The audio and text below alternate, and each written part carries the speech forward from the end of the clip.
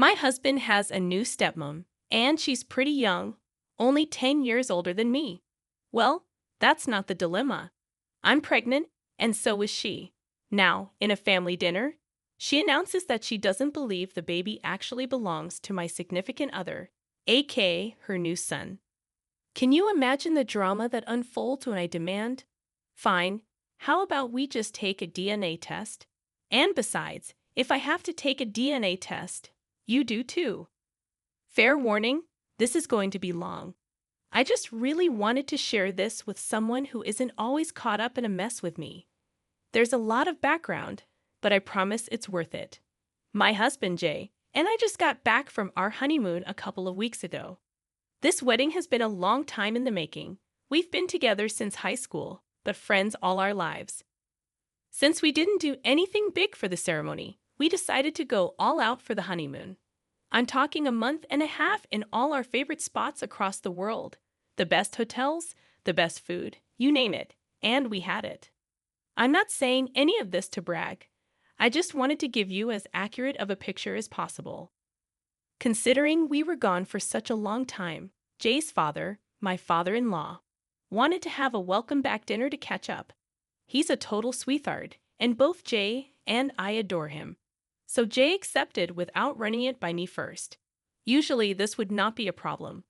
We get along great and have ever since I've known him, which is pretty much my whole life, considering our families used to live next door to each other. We moved closer to my mom's family after my dad passed, but since I stayed in the same school, Jay's family has been a big part of my life. Jay's stepmother is a different story though. Jay's mom passed away when we were in our junior year of college, and she and father-in-law have been separated for a while by then. But it still crushed both him and Jay to lose her. I think his heartbreak is why he moved on quickly and remarried, basically by the end of that year. Father-in-law married Jay's stepmother, whom I'll be calling mother-in-law for simplicity's sake. The year Jay and I graduated from college, it was a little weird that she was only 10 years older than us. And when they had their twins 3 years ago, I was a little concerned about father-in-law being too old to have young children. But I didn't really want to judge someone who's particularly a second father to me, especially since Jay was just happy that his father seemed happy. Mother-in-law, on the other hand, had no trouble judging. From the get-go, she was super competitive whenever it came to anything to do with me. If Jay bought me a necklace, she had father-in-law buy her a more expensive one. If somebody mentioned that I made a good apple pie, she would just happen to make one the next day. She even announced her pregnancy at a dinner celebrating my promotion. I don't know if she's jealous of my relationship with father-in-law or what, which aside from being super gross implications, is just plain unwarranted. But she's been awful to me since we met. I've never brought it up with my father-in-law because I don't want to cause problems in his marriage. But whenever I've said anything to Jay, he just brushes it off and says stuff like I'm reading too much into stuff. When I brought up the pregnancy announcement, his only defense was that father-in-law was hosting the dinner, so technically she was allowed to announce whatever the heck she wanted in her own home. It's been a huge point of contention between us. When we decided to get married, I made it a point that he would have to be on my side from this point on. I get that she was his stepmother, but I was going to be his wife. He agreed, and that was that. So we get married, and I could not be happier. When Jay told me that he'd accepted father-in-law's invitation for dinner, I was a bit hesitant, to say the least. We had just gotten back from the happiest weeks of our lives, and I did not want mother-in-law to ruin that. Jay convinced me by saying that it would be the perfect time to announce my pregnancy. We found out that I was pregnant about 6 weeks before we got married, and we decided not to tell anyone just yet, aside from my mom, who was with me when I did the test. And since we were planning on getting married eventually anyway, we decided to elope. Our families were shocked, but ultimately, my mom and Jay's dad were happy for us, especially considering we've been together for such a long time. Father-in-law paid for our honeymoon as a wedding present, which his travel agent handled completely. It was a dream, I could not imagine how happy he would be when we announced that I was pregnant with his first grandchild. I agreed to go, but told Jay that if mother-in-law tried to pull anything, I would not be tolerating it. Jay agreed and promised to have my back, no matter what. Father-in-law loves hosting dinners in his home. We chose an intimate setting to announce the pregnancy. Things seemed fine when we arrived, and father-in-law warmly hugged both of us. Even though mother-in-law only hugged Jay, we exchanged polite smiles, and I thought that was the end of it. We chatted in the sitting room for a while before moving to the dining room for dinner, where father-in-law served us each a glass of wine. Thinking it was a good time, I politely declined the wine, stating that we wouldn't be having any drinks for the upcoming months. It took father-in-law a moment to catch on, but Jay burst out, "Dad, we're pregnant." This finally got a reaction out of him, and he was overjoyed. Putting down the wine, he gave me a hug, asking when we found out and if we knew the gender yet. Mother-in-law, however, remained completely silent during father-in-law's congratulations and only spoke up when things calmed down, suggesting we sit down to eat. It wasn't her I wanted to share the news with anyway. As we sat down to eat, father-in-law spent most of the dinner asking us questions about the honeymoon and the pregnancy. He and Jay excitedly discussed fatherhood and the kind of father Jay would be. It was heartwarming to see my husband so excited about our growing family.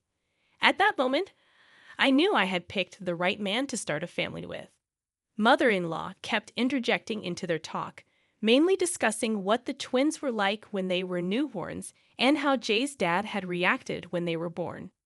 Essentially, she redirected the attention back to herself and her kids. When I mentioned the crib we were considering buying for the nursery, she suggested we wait, stating we didn't know where we would be once the baby's born. Confused, I pressed her, and she insinuated that Jay and I might not be together when the baby is born. At this point, I was annoyed and getting angry. I asked her why she thought that, and she brought up our history of breaking up and getting back together. I defended our relationship, stating that every couple has ups and downs, and we're married adults, not emotional teenagers. My voice may have been raised, but considering the accusations, I think it was reasonable.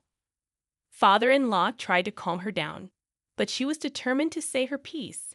I told Jay I wanted to go home, and before he could stand up, she insisted he get a paternity test before buying the crib.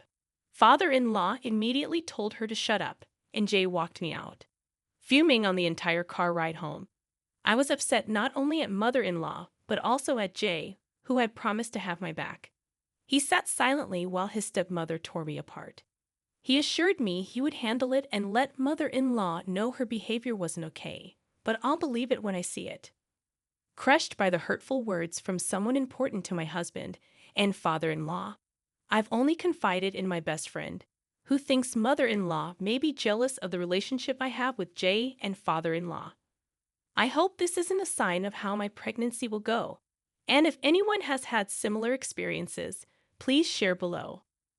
More than anything, I'm just upset that what was supposed to be a happy moment got ruined by my mother-in-law. Top comments from the original post express similar sentiments. Comment number 1 states that this isn't just a mother-in-law problem, it's a husband problem. The commenter points out that the husband should have stood up for me the moment the mother-in-law opened her mouth, especially after promising to have my back. There's concern about whether this is a recurring issue and if the husband will continue to remain silent in the face of such situations. The commenter suggests reaching out to a support system and preparing for a potential future of defending myself and my child if the husband doesn't step up. Comment number 2 takes a different perspective, suggesting that the marriage might have happened solely because of the pregnancy, not mature love. The commenter speculates about the possibility that the baby isn't the husband's, hence the mother-in-law's demand for a paternity test. There's an implication that the mother-in-law might know something that the father-in-law and stepson don't. The commenter advises me to admit any jealousy towards the mother-in-law, projecting that she married a stable family man while I was strung along for 10 years with an on and off again boyfriend. In the first update, I acknowledged the husband's failure to defend me adequately and our subsequent discussion about the need for him to speak up sooner in the future. There's mention of the impossibility of limiting contact with the in-laws due to Jay's work with his father, who runs several restaurants. The family's closeness is highlighted, and the difficulty of implementing low or no contact during pregnancy is explained. The update concludes with relief that an upcoming family event won't involve seeing the mother-in-law. Moving to the actual update, a dinner meeting is arranged with the father-in-law and mother-in-law to sort things out. Despite my preference for a neutral location, the father-in-law insists on hosting again.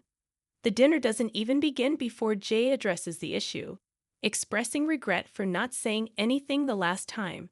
He firmly informs his stepmother that her suggestion was ridiculous and unwarranted, emphasizing his trust in my loyalty. Father-in-law apologizes for letting the situation persist. When the mother-in-law attempts to apologize, I request that she waits until I've spoken. I acknowledge my raised voice, but explain that it was warranted given the implications of her statement.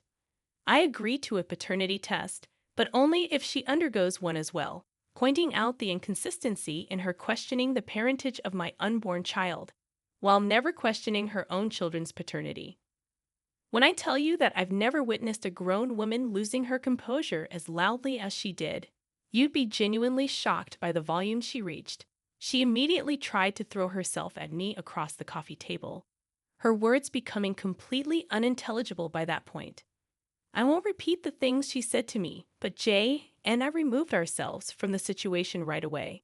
It's been a day since we went over, and Jay has been on the phone with his father almost continuously since the twins have been with Jay's aunt since yesterday afternoon. I think they'll remain there until father-in-law can get my mother-in-law to calm down.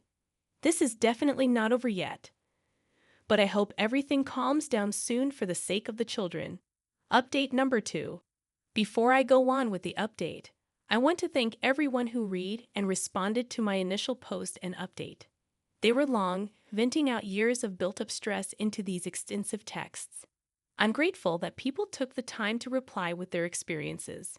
Despite the unfortunate commonality of similar stories, it's hopeful to hear about situations that have improved. I've received mixed responses about agreeing to the paternity test only if she did it too, which I expected. Honestly, it's the only solution that seemed moderately fair to me. Anyways, on to the meat of the update. I did end up going through with the test. As insulting as it was, I knew that if I didn't, there would always be that lingering shred of doubt. And that's not the family I want to bring my child into. I chose a doctor who runs his own practice, a friend of mine. He collected the samples, and the results would be available in a few days. Shockingly, the child is my husband's. Jay wasn't surprised when I told him, but I could sense some tension released from his conscience. Considering the emotional turmoil my mother-in-law put me through, I didn't stop there. I didn't do anything drastic. Nobody was harmed. My condition for going through with the test was that mother-in-law gets her own children checked, and I intended to go through with that regardless of her participation. The twins were with Jay's aunt, and I managed to get Jay's cousin to get a cheek swab of each of them, just to bring to my doctor friend. We ran the twins against Jay, which served the same purpose. The emotion I felt when it came back that the twins were not related to Jay was mixed. On one hand, I was vindicated that mother-in-law had been projecting, but on the other hand, the lives of these innocent children were about to be uprooted because their mother had to butt into other people's business. Currently, the only person aware of these results is Jay. We're taking some time to decide on the next step, as we don't want to harm the twins, regardless of whether they're related to Jay. If anything comes of it, I'll post an update, but for now, we just want to do what's best for our family. Update number 3. I'm gutted, absolutely gutted, and have no idea what to do. I feel completely blindsided and betrayed by the man who promised me forever and is now siding with a woman who verbally abused me in his home. Father-in-law and mother-in-law called us over yesterday afternoon. I had hoped that mother-in-law had finally come to her senses and was ready to apologize for everything she said to me. Unfortunately, I could not have been further from the truth. Upon arriving at the house, I already knew that something was off. Father-in-law usually greets us at the door with a warm hug and smile, but this time, He just held the door open silently and then went to sit beside mother-in-law in the dining room. No tea and snacks in the sitting room. No quick catch-up. Nothing. We followed and sat down across from them.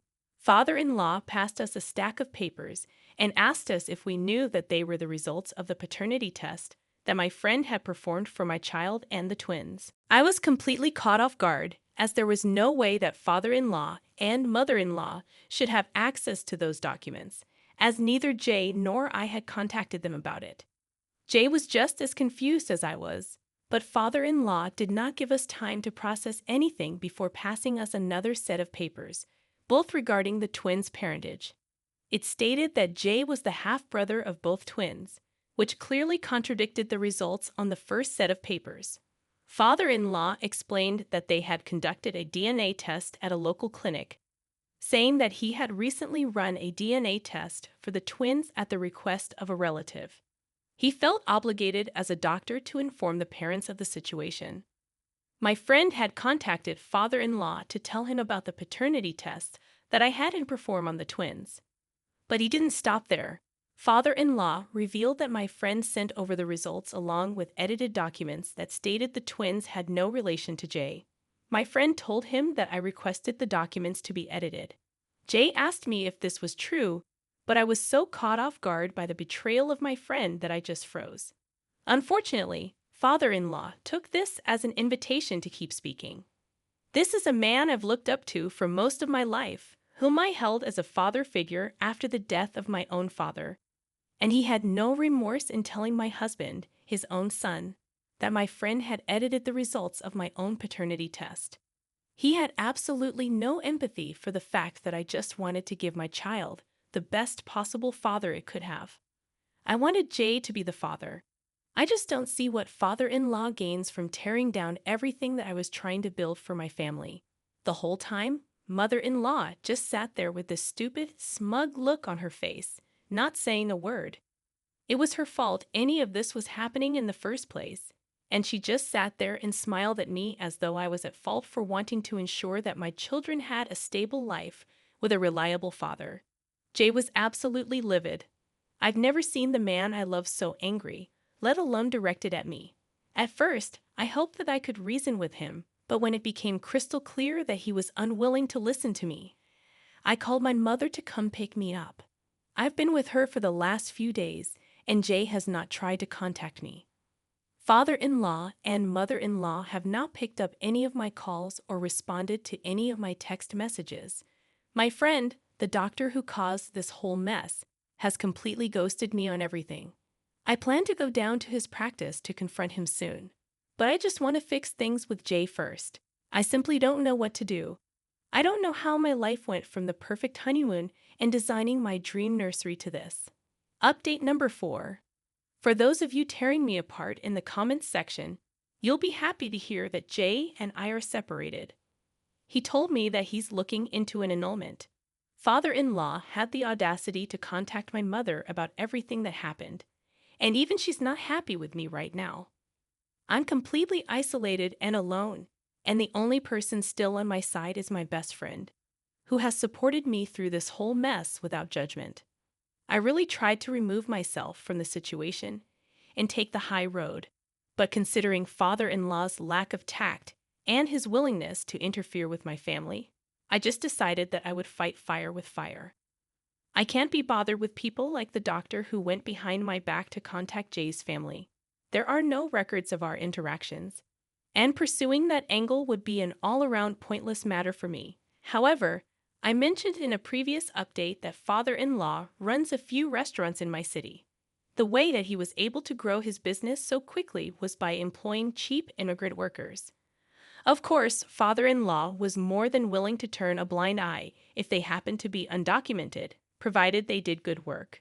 Unfortunately for father-in-law, a good Samaritan alerted the relevant authorities to this fact, and considering I have not been in contact with either my husband or his family since the ambush at dinner. I only know what little my mother tells me about it. From what I've heard, father-in-law has been fined a few thousand, and it's possible that his business license will be suspended. This would impact not only his livelihood and approaching retirement, but also Jay, quite a few other members of the extended family who were involved in the business. While it pains me to see a family that I held so dear for so long go through such a difficult time, I can't help but feel that this is karma. Father-in-law could not keep his wife out of my family's business, and now his family business is under fire. I wish I knew how Jay felt about all this. If we had not been separated, I would be doing my best to support him during this trying time for both him and his family. It's with a heavy heart that I've resigned myself to watching their hard work and livelihood go up in flames. None of this would be happening if mother-in-law had simply chosen to be happy for us and welcome our child into the family with open arms, just as we had welcomed her and her twins. I sincerely hope that they're able to heal from this, but for now, I'll just have to prioritize myself and my child. I don't have time to care about their family drama anymore. Update number 5. I never thought I'd be coming back to update, but since my last post, here I am.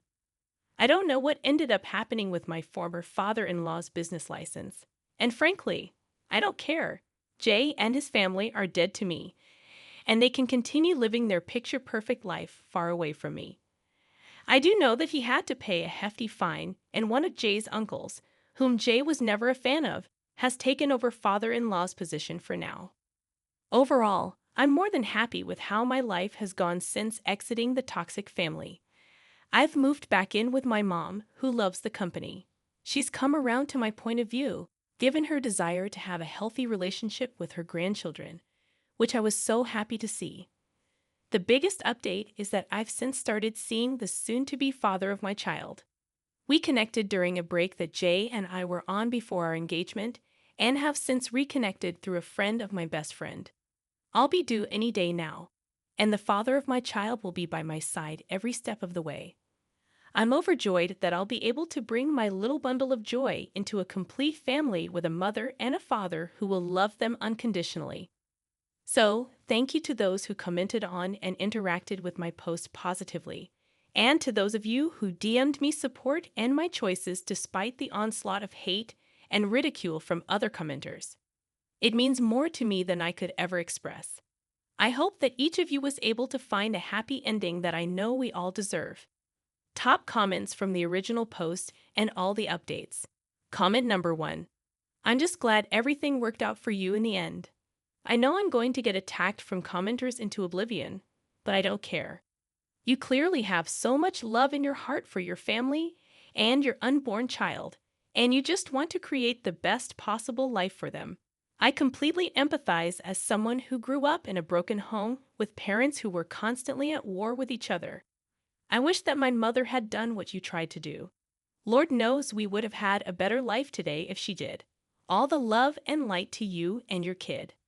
May your little family find peace away from the mess in your past, and may your relationship with your partner grow stronger every day.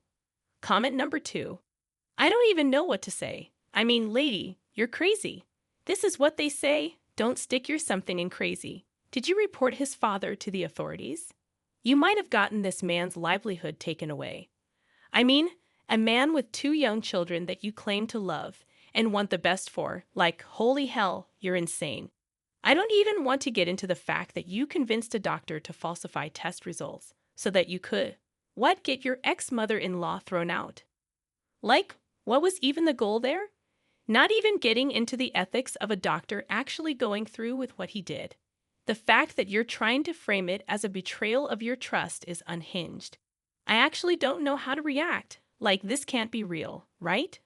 Please tell me that this type of crazy isn't just roaming the streets and procreating. God help your child. Get some help? OP. Okay, so what we just had revealed to us in these last 2 comments that we reviewed are completely opposite opinions. The very first comment is basically 100% in the backing of OP. The second comment said OP is a crazy lady.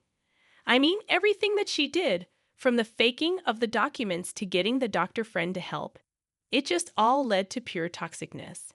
But I want to know, do you guys think that maybe it was justified given the mother-in-law's attitude throughout the whole story, and OP just wanted some sort of revenge? I want to know your thoughts about that. So go ahead, drop it down below in our comment section, guys. Thank you so much for joining me on today's video. My name is Mr. Reddit, and I narrate these sorts of stories every single day. So if you want to be a part of these, all you have to do is subscribe. I'll see you guys tomorrow, and just remember, it's cool to be kind. Peace.